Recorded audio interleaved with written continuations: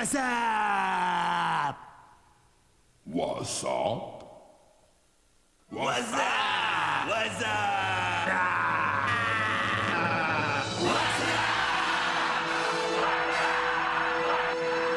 Oh man, we are not alone.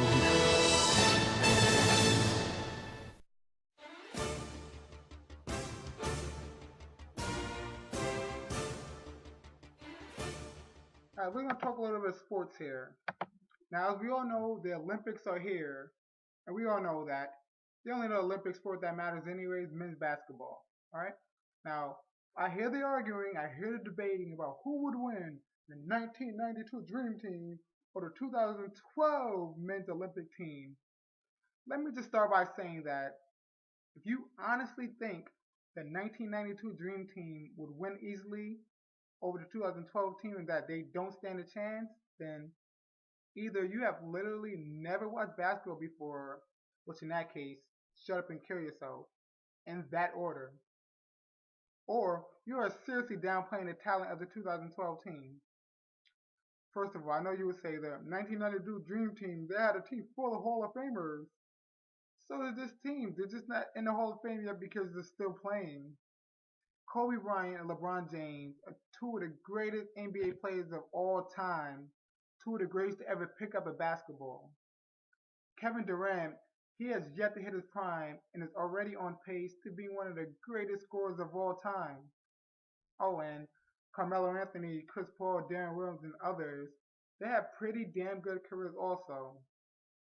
If you want to go by matchups, you have Kobe and Jordan, Michael Jordan, Kobe Bryant. I'm not going to get into the politics. That's a debate for a different episode. But we can all agree that they will both get theirs. But for shits and giggles, give the air to the 92 team. Now you got Karl Malone, LeBron James. Now, listen, we all know the mailman, he's a great player and one of my personal all-time favorites, but hate him or love him, LeBron is too athletic and he will average over 40 points a game against Malone.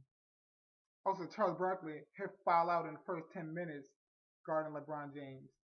As clearly there goes to 2012. Now you got Scottie Pippen versus Kevin Durant. The most pivotal matchup in this series would be Pippen is a tremendous talent, but as mentioned before, Durant, he's going to end up being one of the best scorers of all time. Meanwhile, Scottie Pippen never had to lead a team of his own, so we don't know if he's Batman or if he's just Robin. I'm going to get a slight edge there to 2012. Now we got Magic Johnson versus CP3, Chris Paul. Now Magic, he's one of the best players of all time. He's one of my top 3 players of all time. But in 1992, he was out of his prime, and despite his huge size advantage, he doesn't have the legs to chase CP3 around the court. The edge there goes to 2012. Now we got Patrick Ewing versus, does 2012 have a center? We're just gonna, 1992, they got that matchup. No argument there. So as we all know, the 2012 team, they're definitely a lot smaller and will definitely struggle on defense inside the paint and on second chance points. But they're a hell of a lot more athletic and can definitely hold their own against this tremendous team. I know way too many people here right now that I didn't know last year. Who the fuck are y'all? You know what fucking kills me? Now, ladies, I get that childbirth is a wonderful thing, and even though over 50 billion women in history have done it before, it is still considered some miracle, but please, please, please stop putting pictures of your baby on Facebook. Like, what the fuck? I mean, first of all, Facebook makes it obviously clear that you gotta be at least 13 to be on Facebook. So what makes your little bundle of joy special? Fuck that. Keep the baby pics to yourself. And you know what? I wasn't even gonna say this shit, but I gotta keep it real. Not all babies are cute. Maybe half we're all realistic, only 40% of babies are cute. So if people have to wonder whether you gave birth to them in a hospital or if you caught them in the grass with a pokeball, you need to really reevaluate posting the fucking pics. Alright, we got a deal. Good. I'm done with this shit. I need to fucking drink.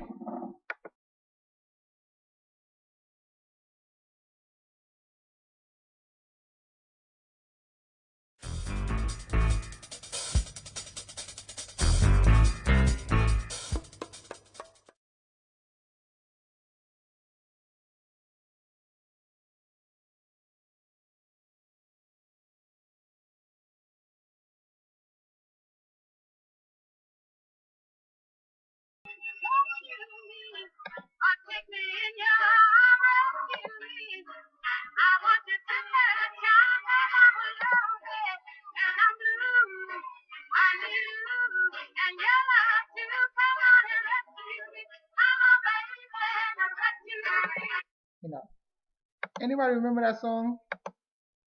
That's right. Rescue Me, Fontella Bass, 1965. A golden oldie. Well, to most people, it's a golden oldie. Except for the woman I married. To them, it's the national anthem. Maybe it's the White Charger. Maybe it's the suit of armor. Maybe it's the royal title. I don't know. But what I do know is that for some reason, the only kind of women I seem to attract are women with a desperate need to be rescued. If only I can save them from whatever hell they've been forced into, they're convinced life will be wonderful. There's been a lot of women in my life. I don't deny it. I love women. I don't trust any man who doesn't love women. My mistake is in marrying them. I'll give you a quick example.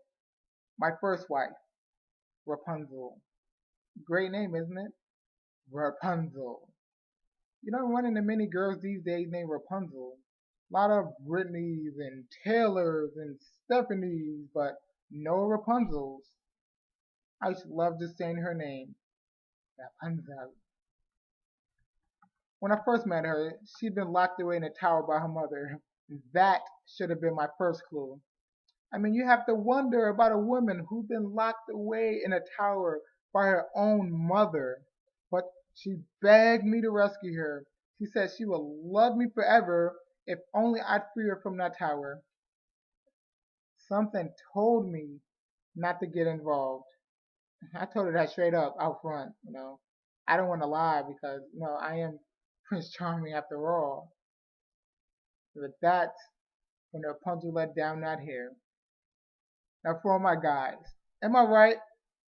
There is nothing sexier than when a woman at just the right moment gives her head a shake and unleashes cascades of long flowing hair.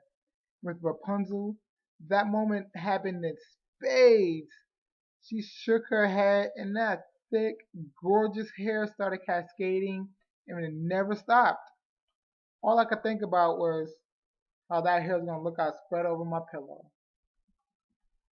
So what's the first thing she does after I do's? She cuts it. It's too long. It's not practical. It interferes with my backhand. I thought you cared about me. You only cared about my hair. My mother was right about you. Before the marriage even got going, it was over. That's when I met Snow White. I went for a ride in the woods one day, cleared my mind, and there she was. Snow White. If ever a woman was misnamed, it was my second wife. The woman lived with 7 guys who worked in the mine for God's sake. Trust me, cooking and cleaning wasn't the only service she provided. Before she showed up, Happy was just called Phil. Of course, I didn't know any of that at the time. She told me she was only there because of her mother or stepmother. I could never get that relationship straight. But she was jealous of her beauty. Do you see a trend developing here? Beautiful girl, crazy, jealous, vindictive mother.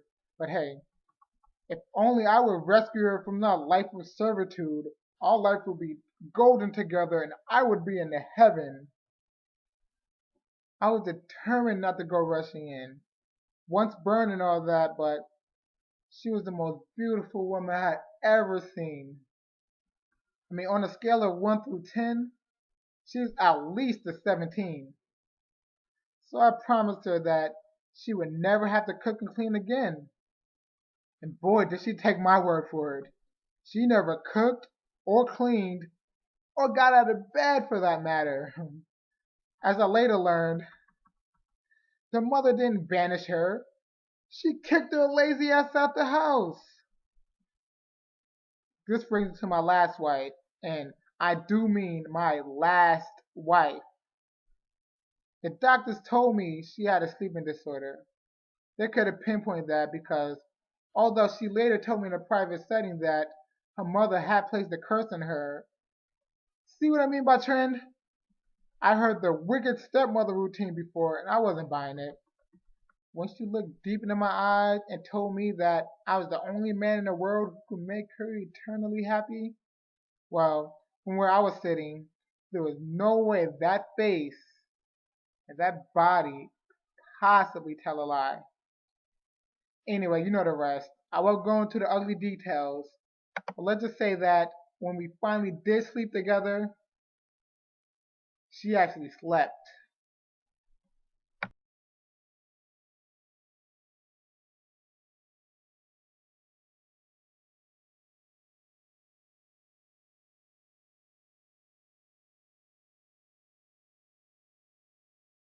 It's